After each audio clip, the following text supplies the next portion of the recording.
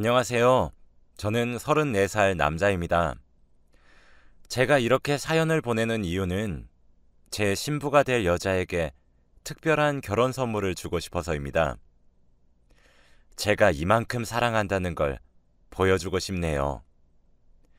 내일은 제가 기다리고 기다렸던 식을 올리는 날이에요. 저는 9년 동안 연애를 했습니다. 제가 25살에 3살 어렸던 여자친구를 만나게 되었죠. 저는 그 나이가 될 때까지 연애를 한 번도 해본 적이 없었어요. 사는 게 너무 바빴거든요. 저는 초등학교 시절까지는 집이 부유했습니다. 그러나 아버지의 사업이 갑자기 가세가 기울기 시작하더니 결국 망하게 되었어요. 아버지는 집안을 일으켜보려고 사방팔방 노력하셨지만 전처럼 돌아가는 건 불가능했어요. 저희 집에는 점점 정막이 흐르게 되었답니다. 가난을 몰랐었던 저는 갑자기 변하게 된 환경에 적응하지 못했죠. 아파트에만 살아오던 저희 가족은 반지하에서 살게 되었어요. 중학교 시절 전부를 햇볕도 잘 들지 않는 반지하에서 보냈죠.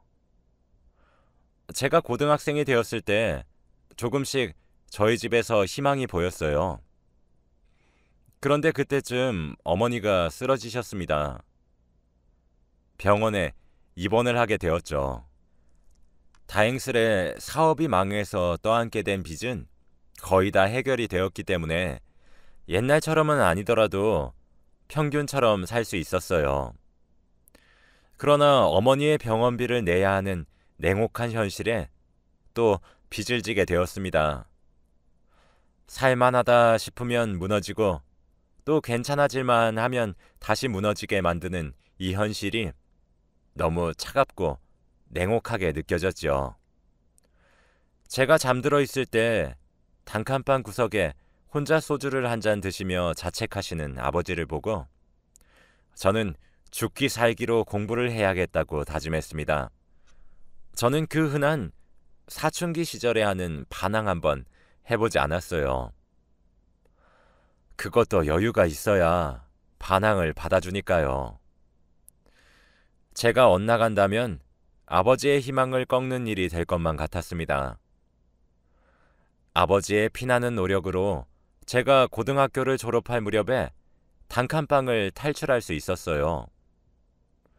저도 고등학교 시절 내내 정말 죽기 살기로 공부를 했습니다. 고등학교 3학년 때 만나게 된 담임 선생님이 저희 집 사정을 아시고는 제게 금전적인 도움도 조금 주셨어요. 저는 고등학교 3년 내내 전교 5등 내에 들 수 있었습니다. 수능 성적도 굉장히 잘 나왔죠. 국립대학교에 전액 장학금을 받을 수 있었습니다. 그러나 고생만 하시는 아버지를 보고 있으니 제가 일을 해서 도와드려야 된다는 생각을 했어요. 그래서 학업을 포기하려고 했습니다. 담임 선생님은 저의 이런 결심을 아시고 미친 듯이 말리셨고 어머니와 아버지도 그런 저를 뜯어 말리셨죠. 선생님과 부모님의 바램대로 저는 대학교에 입학했어요. 저는 공부에 몰두하기 시작했죠.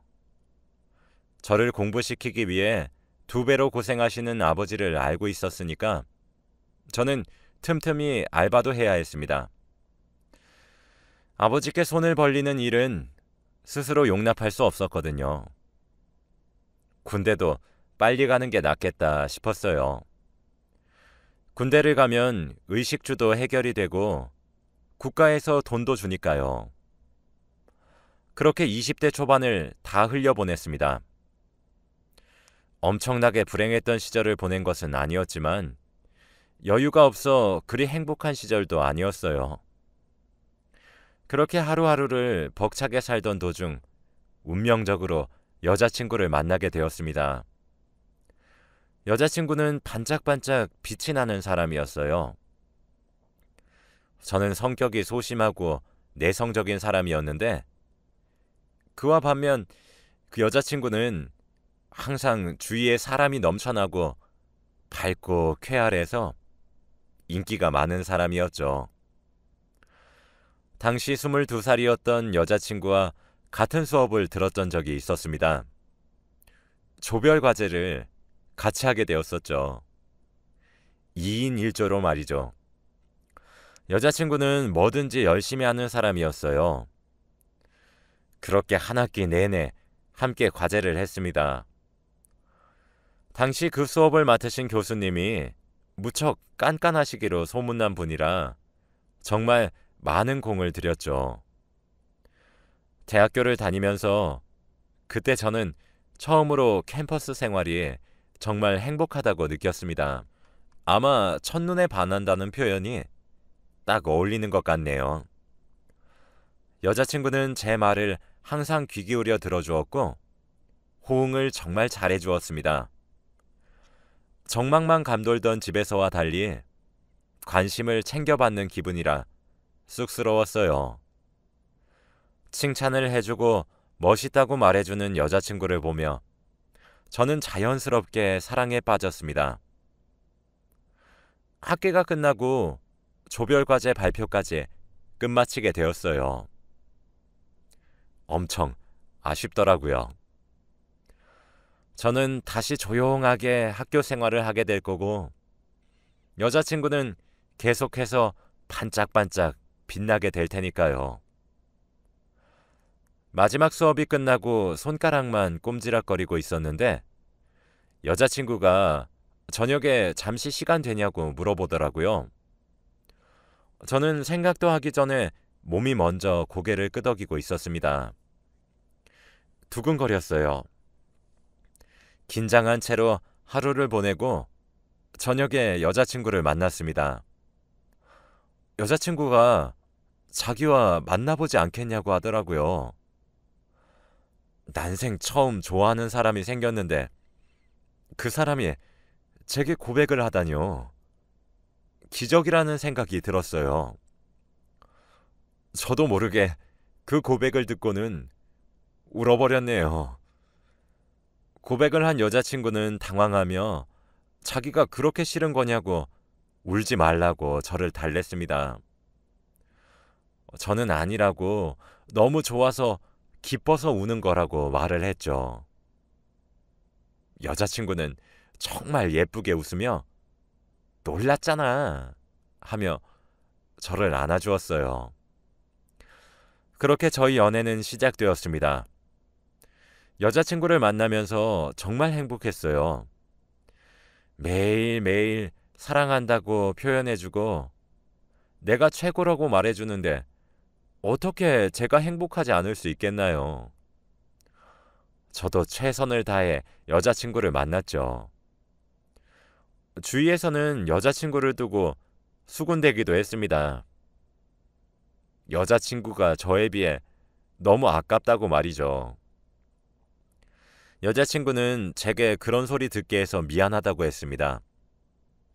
제가 얼마나 멋있는 사람인지 사람들은 왜 모르냐고 혼자 성을 내기도 했어요. 전 속으로 맞는 말 같다고 생각했습니다. 학교 내에서도 여자친구는 예쁘고 성격도 좋아서 정말 인기가 많았어요. 저와 만난다는 사실을 다들 알고 있으면서도 여자친구에게 좋아한다고 고백하는 놈들도 꽤 있었거든요. 여자친구는 그런 사람들에 비해 부유하지도 뭐 하나 특출나지도 않은 저 하나만 바라봐 주었습니다. 그런 모습을 보게 되니까 제가 노력을 하게 되더라고요. 저 때문에 제가 사랑하는 여자가 그런 말 같지도 않은 소리를 듣게 된다는 사실이 오히려 더욱 괴로웠습니다. 그때부터였습니다. 아등바등 살아가는 것이 아니라 성공하고 싶다고 생각을 하기 시작한 시기가요. 대학교 내내 수석을 차지했던 저는 수월하게 취업을 할 줄 알았는데 생각보다 취업을 하는 일이 무척 힘들었습니다. 그때마다 여자친구는 직접 도시락을 싸서 독서실에 전달해 주었고 일주일에 한 번씩 손편지도 써서 제 몰래 잠바 주머니에 넣어놓고 가곤 했어요. 매년 돌아오는 제 생일날마다 미역국도 끓여 보온병에 가져다 주었죠.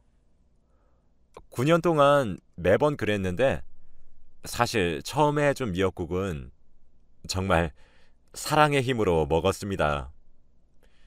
미역국이 어떻게 짜면서 달 수 있는지 신기했었죠. 맛있냐고 물어보는 여자친구의 물음에 겨우 웃으며 먹었던 적이 있네요. 여자친구는 다행이라면서 자기도 이제 처음 먹어본다며 한 입 먹더라고요. 그러더니 먹자마자 퇴 뱉고 떨리는 눈으로 오빠, 이거 버리자. 이거 뭐야? 라고 말하며 저를 쳐다봤어요. 여자친구의 그런 모습이 정말 너무 귀여웠습니다. 지금은 아주 기가 막히게 잘 끓일 줄 알아요. 제가 가장 좋아하는 음식이 되었죠. 여자친구는 그 당시 얘기를 꺼내면 얼굴이 토마토처럼 새빨개지며 나이가 어려서 뭘 몰라서 그런 거라고 소리를 지릅니다. 또 여자친구의 취미가 뜨개질이라 겨울마다 항상 뭘 하나씩 떠서 선물해주고는 했어요. 처음에 떠준 목도리는 삐뚤빼뚤하고 두께도 일정하지 못했어요. 저는 이게 뭐냐고 웃다가도 사실 겨울 내내 그 목도리만 메고 다녔어요. 만나는 사람마다 자랑하기도 했죠. 그러나 이제 여자친구는 눈 깜짝하면 모자도 뚝딱 뜰 줄 알고 수면 양말도 만들어줘요. 이런 걸 보면 참 오랜 세월을 만나긴 했나 보다 싶기도 합니다. 매번 크리스마스에 받는 선물처럼 깜짝 놀래켜주고 감동만 주는 여자친구를 보며 무너지는 자신을 다잡았어요. 어떻게든 성공해서 이 여자 하나는 무조건 책임지고 만다. 이 생각 하나만 했었죠. 그 마음 하나가 저를 성공하게 해준 커다란 동기가 되었던 것 같아요. 제 여자친구는 또 성격뿐만 아니라 성품도 정말 좋아요. 저희 어머니가 아파서 병원에 계속 입원해 계셨었는데 저 몰래 병원에 찾아가 어머니께 인사도 드리고 말동무도 해드렸다고 하더라고요. 이 사실도 정말 한참 뒤에 알게 되었습니다. 어머니가 얘기를 해주시면서 너무 예쁘고 착한 아이라며 입이 마르고 닳도록 칭찬을 하셨죠. 저는 그런 여자친구가 점점 더 좋아졌어요. 버스에서도 항상 할머니나 할아버지께 자리를 선뜻 양보하고 지하철에 돈을 구걸하시는 사람들을 보면 지나치지 않고 지폐가 없다면 동전이라도 팍팍 긁어 모아주곤 했죠. 한 달에 한 번씩 자원봉사를 나가기도 했습니다. 당시 주머니의 사정이 여의치가 않아 남들처럼 비싼 브랜드의 커피를 사서 따뜻하게 데이트를 할 수 없어도 여자친구는 자기가 가장 좋아하는 커피는 자판기에서 뽑아먹는 밀크커피라고 씩 웃는 여자친구에게 미안함과 고마움을 동시에 느꼈어요. 다른 커플들은 여름엔 시원한 곳으로, 겨울엔 따뜻한 곳으로 데이트를 하러 갔지만 저희는 항상 공원에 산책하러 갔어요. 위축이 되려고 할 때마다 여자친구는 저랑 두 손 꼭 잡고 공원길을 산책하면 제일 행복하다고 말해주었죠. 제가 아무리 100을 주면 여자친구는 항상 150을 돌려주었습니다. 여자친구의 헌신적인 뒷바라지로 저는 4년의 취업준비 시절을 끝내고 이름을 대면 누구나 다 알 수 있는 공기업 공채에 당당히 합격을 할 수 있었어요. 그 누구보다 여자친구가 뛸 듯이 기뻐했습니다.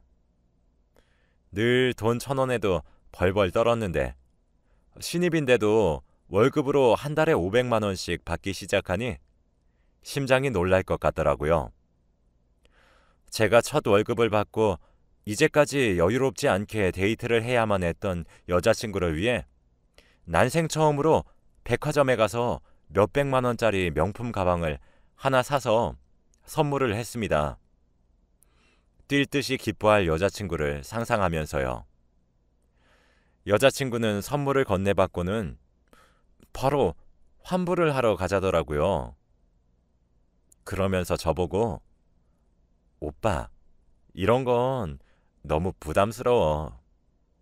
난 그냥 오빠가 나한테 이렇게 내 생각해서 표현해 준 것만으로도 너무 행복한걸? 원래 첫 월급은 가족을 위해 쓰는 거래. 다음에 난 더 좋은 거 해줘? 라더군요. 여자친구는 환불을 받은 돈으로 백화점에서 저희 아버지에게 드릴 외투 하나와 또 어머니께 드릴 건강식품을 샀습니다. 남은 돈은 제게 돌려주며 자, 이건 한 달 동안 돈 버느라 수고했을 우리 오빠 용돈 이라며 쥐어주더라고요.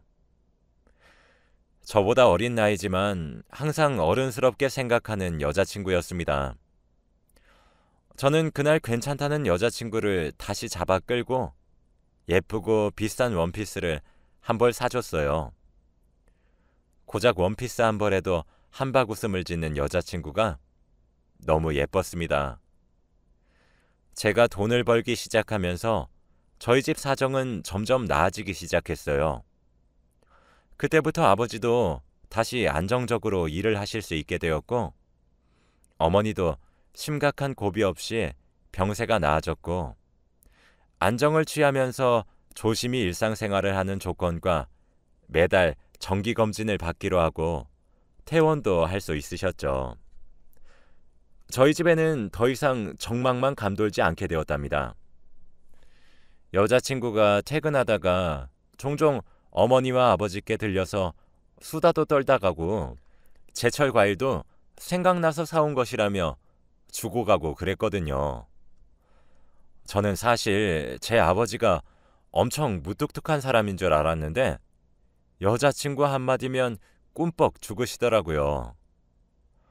부모님은 여자친구를 복덩이라고 반겼고 점점 집에 활기가 뛰기 시작했어요. 저는 저희 가족에게 웃음을 되찾게 해준 여자친구와 결혼이 하고 싶어졌습니다.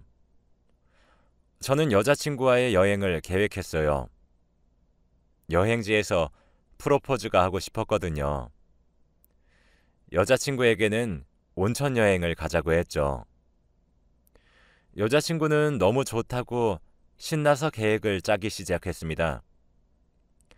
한 해가 시작되는 1월의 겨울, 저는 한방눈이 펑펑 쏟아지는 날 여자친구에게 결혼해달라고 청혼했어요. 너랑 연애한 지 벌써 9년이나 되었더라. 나는 널 만나서 정말 행운아라고 생각해왔어. 첫눈에 반했던 그 순간 이후로도 사랑이 식기는커녕 이젠 너랑 내일 보자는 말을 하면서 집 앞에서 헤어지는 게 아니라 함께 살고 싶어. 나에게 너란 사람은 정말 하늘이 주신 선물 같은 존재야. 항상 나를 사랑한다고 말해주고 나랑 사소한 다툼을 겪어도 나보다 나이가 어린데도 불구하고 대화로 풀어나가려고 하는 모습도 너무 좋았어. 나는 너를 보면서 많은 걸 배웠어. 성품이 바른 것도 좋아. 그리고 내가 가장 가진 것이 없었던 시절에도 날 믿어주고 내 선택을 밀어준 것도 너무 고마워. 너 때문에 우리 집에 온기가 다시 생겼고 웃음도 많아지고 집에 활기가 뛰었어. 이제 우리 어머니랑 아버지는 당신들 아들보다 너를 더 좋아하시는 것 같아. 며칠 전에 나더러 너한테 잘하라고 하더라. 근데 그 말이 맞아. 너한테 100번이고 1000번이고 고맙다고 말을 해도 모자랄 것 같아. 그리고 고마운 만큼 너를 너무 많이 사랑해. 나는 내 첫사랑과 결혼을 할 수 있는 운이 정말 좋은 행운아야. 내가 너에 비해 너무 부족하겠지만 나랑 결혼해 줄래? 라고 말이죠. 사실 너무 긴장해서 정확하게 기억하진 못해요. 여자친구는 감동이라며 눈물을 쏟으며 제 청혼을 받아주었습니다. 저는 여자친구에게 말을 했어요. 내가 정말 잘할게. 이때까지 나한테 쏟아줬던 사랑을 내가 몇 배 불려서 다시 되갚아줄게. 라고 했더니 저보고 그러더라고요. 아니야, 오빠. 오빠가 나보다 더 큰 사람이야. 항상 오빠는 내가 주는 사랑보다 더 크게 보답해줬어. 오빠가 날 얼마나 많이 아껴주고 사랑해줬는데. 나한테 청혼하자고 해줘서 너무 고마워. 나도 많이 사랑해. 라고 말한 뒤에 저를 꼭 껴안아 주더라고요. 9년 동안 여자친구와 함께 나눴던 추억들이 주마등처럼 스쳐 지나갔습니다. 그날 저는 정말 세상을 다 가진 것처럼 행복했어요. 여행지에서 돌아오자마자 상견례 준비를 하기 시작했습니다. 저희 가족은 쌍수 들고 환영을 하는 분위기였고 여자친구의 부모님도 제가 10년 가까운 세월 동안 여자친구를 만났다는 사실을 알고 있었기 때문에 결혼에 흔쾌히 찬성을 하셨죠. 오히려 이제서야 결혼을 하는 것이냐고 웃으시면서 말씀하셨습니다. 신혼집은 운 좋게 청약으로 당첨된 제 명의 아파트에서 시작하기로 했어요. 저희 부모님은 뭐라도 더 해주려고 애쓰셨어요. 결혼 준비를 하면서 여자친구 웨딩드레스를 보러 갔던 날이었습니다. 여자친구가 정말 천사처럼 보이더라고요. 진짜 너무 예쁘고 아름다워서 말문이 턱하고 막혔어요.